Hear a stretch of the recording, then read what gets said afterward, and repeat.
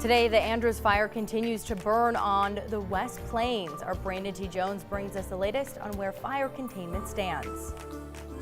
And Governor Jay Inslee has declared a wildfire state of emergency in Washington. We break down what this means when it comes to burn bans.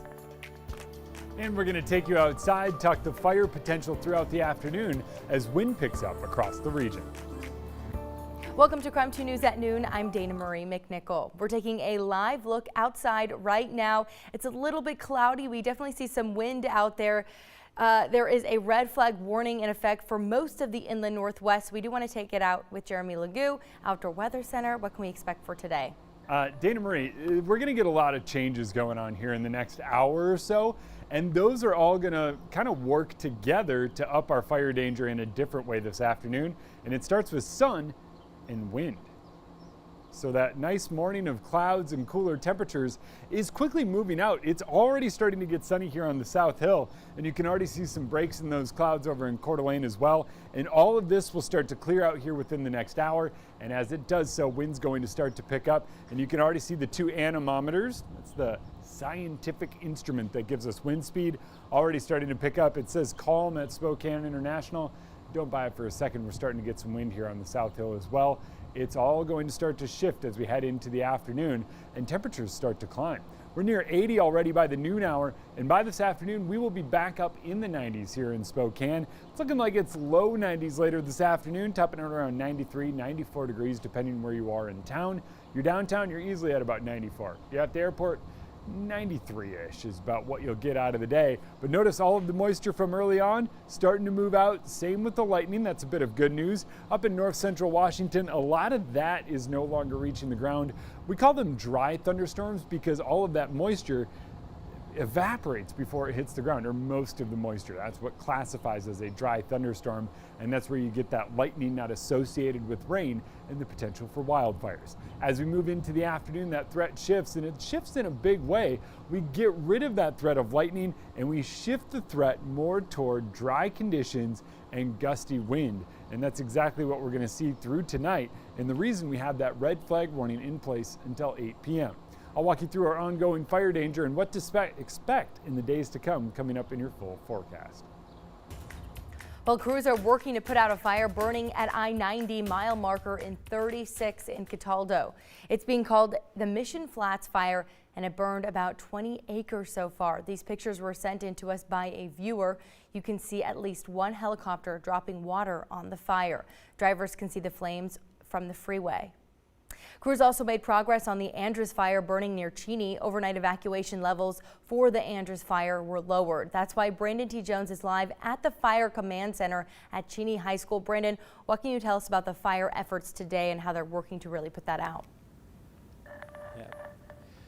Well, first things first, Dana Marie, I want to give a huge shout out and acknowledge the firefighters, the men and women that have been spending nights on the clock just trying to get this fire under control. The Andrews fire has now gone down from a level 3 evacuation to a level 2 evacuation. Level 2 evacuations that were in place have now gone down to level 1 evacuations. I've been here at the Cheney Middle School Command Center all morning long. I've seen them wake up. I've seen them get ready for their day and get back on the front lines of this fire. Take a look at this tweet by the Spokane County Emergency Management. Those evacuations have now gone down, and as of last night, the fire remains at 225 acres and 20% contained. Fire crews have a containment line around the fire and are starting to work their way inwards, taking out any hotspot. Crews from all over the state are here working to put this fire out, and nearly 200 firefighters are on deck and at the scene.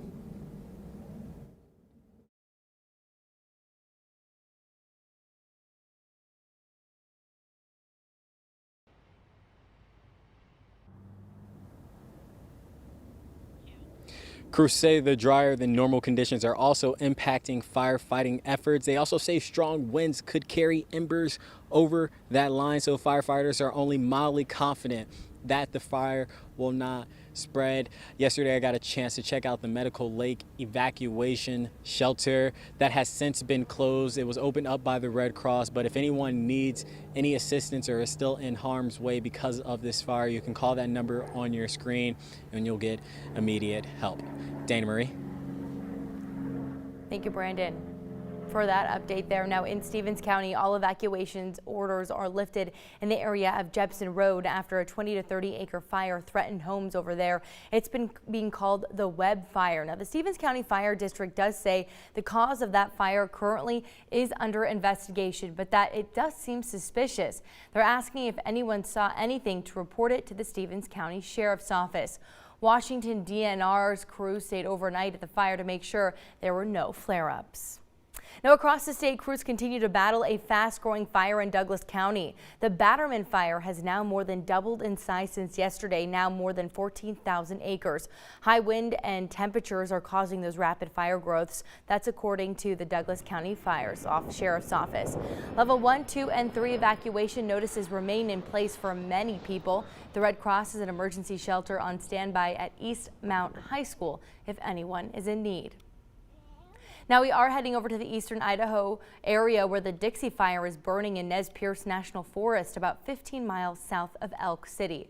At last check, the fire has grown to 7,000 acres. The Idaho County Sheriff's Office has issued an evacuation order for the Dixie and Comstock area. They believe the fire was spreading by lightning. And yesterday, Washington Governor Jay Inslee has declared a statewide emergency due to the growing risk of wildfires. Inslee also announced a statewide prohibition on most outdoor and agricultural burning through September 30th. In the statement, Inslee said, in part, Washington is facing a historic drought and we have already experienced record-breaking heat. We must be vigilant in our efforts to prevent wildfires and the loss of life and destruction in land and property that comes with them. Governor Inslee was also supposed to visit Spokane today. However, last night he postponed that trip. There's no word on when he'll make it over to our area. And if you'd like more information about the wildfires burning across Washington and Idaho, text the word FIRE 509-448-2000. We'll send you a link directly to your phone. Driver! Both hands out!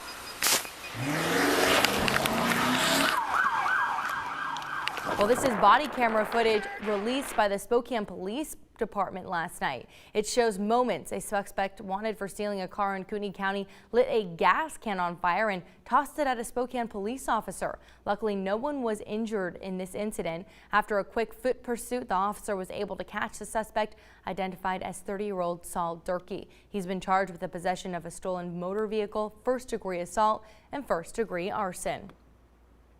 And the Spokane County Medical Examiner's Office says there are now 15 deaths that could be tied to Spokane's historic heat wave.